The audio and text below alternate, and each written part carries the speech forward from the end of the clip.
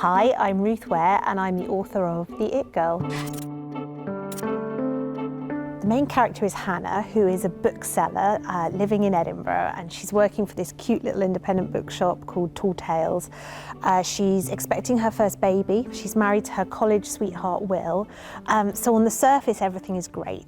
But then Hannah gets a bolt from the past. She hears that John Neville has died in prison. And what we don't know at the beginning of the book is that John Neville is the man who was convicted of killing her college roommate, April, largely on Hannah's evidence. But what John Neville's death forces Hannah to do is admit some doubts that she has always had about his conviction, and to cast her mind back to the fact that the evidence she gave, while truthful, may not have been the whole picture. So Hannah's forced to ask herself not only whether she condemned an innocent man to die in prison, but if John Neville didn't kill April, whether somebody else did. I read that you were on jury duty when you kind of conceptualized this. Can you tell us about that? Yeah, it was, I mean, at the time, I didn't come up with the idea in the jury room or anything like that. It was only afterwards that I sort of thought, I think I was processing some of the same feelings that came up in that experience. And, you know, I was really glad to do my kind of civic duty, in inverted commas, and I felt, you know, really privileged to be part of the system. But I found it really surprisingly traumatic, actually. I went home and I wasn't sleeping, and I was kind of worrying about my part in the proceedings and just feeling the real weight of responsibility of deciding somebody else's fate in that way and weighing up what was quite, you know, murky evidence. And thankfully, the case I was involved with wasn't in any way as serious as the case in the book. But I think it made me realise how traumatising even my kind of little brush with the justice system had been, and to really think about what that would be like to have that experience in a much more bruising, intimate way if you were, you know, a victim or a defendant in a case, how profoundly that would change your life. And that's what happens to Hannah. And obviously, because I'm a mystery writer, I think what we all do is take a situation to the nth degree. Right. And so for me, that personal nightmare would be not just being involved in a case, but being involved in a potential miscarriage of justice. So that was where my imagination went, and that is what I put poor Hannah through. Was it a conviction on your case? I'm not sure if we're allowed to talk about it in the UK. Really? Our rules are very different. You can't speak about the case that you were involved in. You can't talk about how anything went. So yeah, I probably can't say.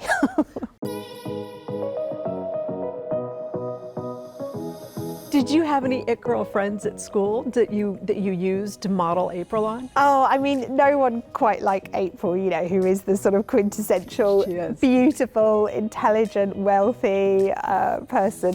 I went to a much less fancy school and didn't have anyone quite in that league. But I think, you know, most people, most women maybe particularly, have had the experience of having a friend who's, I guess, you know, a bit of a frenemy, someone that we're fascinated by, but who we know maybe doesn't always have our best interests at heart, doesn't always bring out the best in us. And I think what Hannah loves about April is the fact that she embodies so many qualities that Hannah herself doesn't have. You know, she's full of boldness and kind of joie de vivre and confidence and carelessness, all of which are qualities that Hannah doesn't herself possess. So she really admires that in April.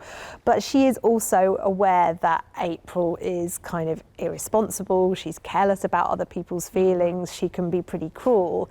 And she has no illusions about that. She sees April for who she really is.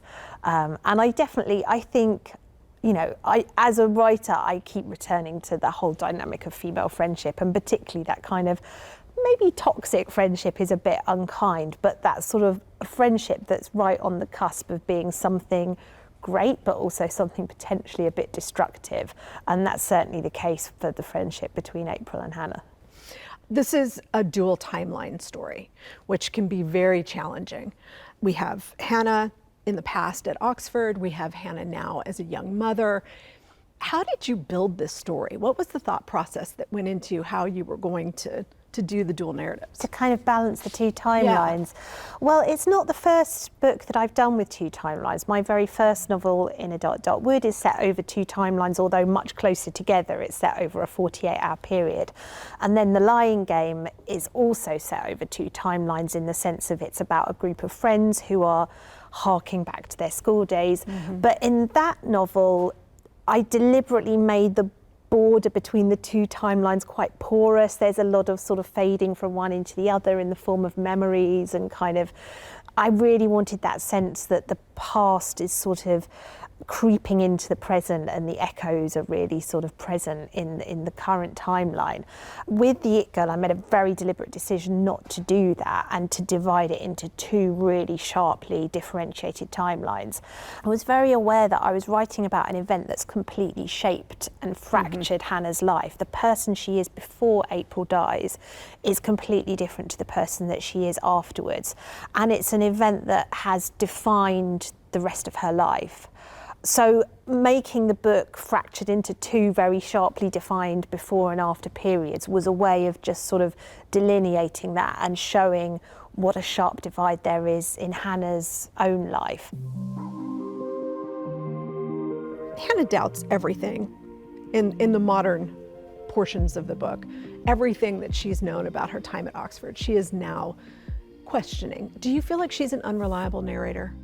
I think we're all unreliable narrators of our own lives, really. I think that's the big secret. And actually, you know, I think books that ask us to believe that people remember things perfectly 10 years later and are completely unbiased and reliable about every aspect of their lives, I think those are the more unrealistic books, actually. So I think Hannah is unreliable, but only to the extent that all of us are. And, you know, there's been lots of interesting work done on memory and the way that when we're asked to recall events over and over again, which of course is a big part of the justice system, you know, you're taken through your story by the police and then by the lawyers and then again in the courtroom, and you're cross-examined and you're asked to fill in gaps. And there's a lot of academic research showing that that process is actually, while it feels like it should be getting us closer to the truth, in terms of how our memory work, it's often really counterproductive, because every time we recall a story, effectively what happens is we erase the previous version and re-remember the version that we brought out this time. So when we tell a story again and again, it's sort of like a game of telephone. It gets a little bit further away from the original version. We're not very good at remembering things. We're not very good at truthfully holding on to memories. You know, our brains change them and fill in the gaps in ways that might be accurate, but might not. So I think Hannah is just a victim of that, as we all are. And I think, you know, to your other point, which is that Hannah is very self-doubting in the sort of modern day part of the narrative, I feel like that is probably a truthful representation of what it would be like to suffer a really traumatic event and to have your judgment on so many things called into question. You know, when something happens that upends everything that we feel we have a right to expect, like, you know, a roommate being there when we get home at the end of the night, that does make you call everything into question and to start doubting your own judgment. Trauma is certainly a theme in almost all of your books.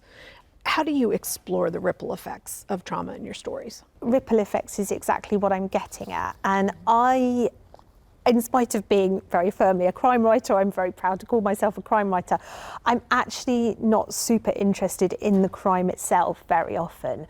You know, I don't spend a lot of time on the page dwelling on the murder or the, you know, the violence or whatever incident it is that has kind of triggered the plot. What I'm more interested in, I sort of see the crime as this pebble thrown into a pond, and my job is to write about the ripples rather than the pebble itself. The pebble is fundamentally quite uninteresting to me. What's interesting is the ripples and the effect on the pond and all the mud that's stirred up at the bottom when the rock goes in and stuff. So that is how I see it. The other big theme of the novel is very much how we as a society and how the media and how social media treats women, and in particular treats women who are the victims of crime. and the way that we are obsessed with a certain type of victim. And April very much fits that mold. You know, she's young, she's white, she's beautiful, she's wealthy, she's a particular kind of person. And there are other crimes that we simply just add to a pile of statistics, and as a society we don't spend much time on. But April is the kind of victim that we see picked over again and again and again in, you know, true crime podcasts and documentaries in the press, and exactly. But the flip side of that is that we love to box up our victims in particular, but women in general, into certain boxes. And, you know, we either want to have victims to be these kind of perfect golden girls who never put a foot wrong, never said an unkind word, academically perfect, you know, never had any unsuitable boyfriends or anything like that. Or conversely, we want them to be a cautionary tale. You know, if only she hadn't worn that skirt, or if only she hadn't walked home that particular route, or had a few too many drinks, almost so that we can feel better about what happened and say, well, I wouldn't have done that, so I wouldn't be in that situation. And we get quite angry when people refuse to fit the roles that we have assigned them and sort of fit uneasily into 2 or 3 different boxes. And April is certainly someone who is quite hard to categorise. You know, she is in many ways the kind of the golden girl, but she's also quite unlikable. She makes a lot of mistakes, she makes a lot of enemies, and so I deliberately wanted her to be someone who it was sort of uneasy to fit into boxes. What makes the school setting so perfect for a thriller? I think it's a really vulnerable time in your life. You know, you're spreading your wings as a young adult, you're going out there, you're taking risks as you should, you know, you're doing crazy things and hopefully relatively fearlessly. But I know, looking back at myself at that age and some of the choices that I made and some of the adventures that I launched myself on, which I'm so happy I did, but I just think, you know, where did I find the courage? I was interested in exploring that point in your life where you're relatively fearless and perhaps more vulnerable than you realise. It's the intimacy of the setting. And I would even take it even a step further into the claustrophobia. Yes. That's what turns it from something fun and sexy and cool into a thriller. Yeah. And I think that is something that a lot of, you know, I didn't go to Oxford, but a lot of my friends did, and I spoke to them quite extensively about their college days, and that was a theme that kept cropping up. You know, the fact that if you went out with someone and then broke up with them, you were going to see that person at breakfast, lunch and dinner for the next 3 years. And also I think, you know, just they can be quite a febrile atmosphere, Oxford colleges, I think, because everybody there is there because they were the best and the brightest in their class, and they've probably been top of their class their whole life, and suddenly they get to an institution where that is true of everybody, and I think that can be a huge shock to the system. So, you said you wanted to be a writer when you were in school. How did it happen? Well, I guess I'd always written, really. I'd always been a storyteller right from when, you know, I think I was probably telling my sister about, you know, the love lives of my Barbie dolls when I was kind of sort of 6 and 7. And once I started, you know, writing little stories at school, and then they got longer and longer. And then by the time I was a teenager, I guess I was writing sort of, you know, book-length things, really. But I don't think I ever thought I would be a published writer. I think I wanted to be, but I didn't know any writers. It didn't seem like a thing that a regular person could do. So, yeah, I just kept writing and sliding these not terribly good manuscripts under the bed. And having children made me realise that if I didn't buckle down and try to monetize this, I was going to lose it, because I didn't have time to do anything.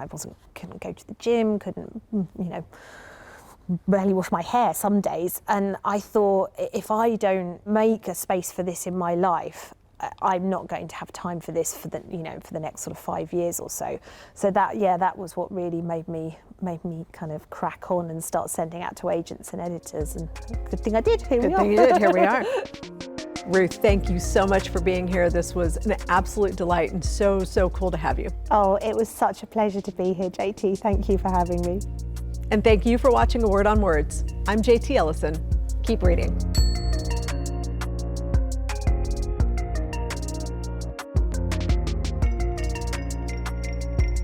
In spite of being very firmly a crime writer, I'm very proud to call myself a crime writer, I'm actually not super interested in the crime itself.